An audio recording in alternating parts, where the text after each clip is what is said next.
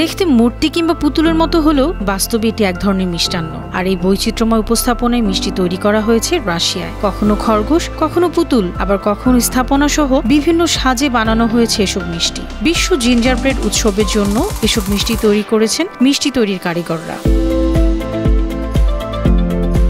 রাশিয়ার সেন্ট পিটার্সবার্গে আয়োজন করা হয়েছে এ প্রদর্শনী। সেখানে নিজের পছন্দের আকার, রং আর ঢঙে মিষ্টান্নর পসরা সাজানো হয়। উৎসবে বিভিন্ন কল্পকাহিনীর চরিত্রগুলোর আদলেও মিষ্টি উপস্থাপন করা হয়। এসব মিষ্টির নাম জিঞ্জার ব্রেড বা প্রিয়ানিকি। এটি রাশিয়ায় বেশ জনপ্রিয় মিষ্টি। এই মিষ্টি তৈরি করা হয় ময়দা, মধু, চিনি এবং বিভিন্ন মশলা দিয়ে। মিষ্টিগুলো যেমন সুস্বাদু তেমন সুন্দর।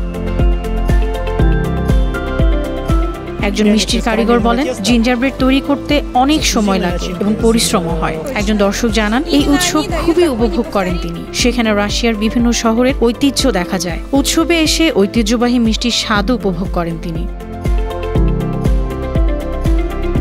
এই উৎসবের মিষ্টিগুলো গল্পের চরিত্র, রাশিয়ার নানা অঞ্চলের সাংস্কৃতিক ছোঁয়ায় তৈরি করা হয়। প্রতিটি মিষ্টি যেন এক একটি ছোট শিল্পকর্ম। অন্য এক দর্শক বলেন, তার শহরে এমন আয়োজনে তিনি অত্যন্ত আনন্দিত। সেখানে সংস্কৃতি, শিল্প এবং মিষ্টির অসাধারণ মেলবন্ধন ঘটেছে।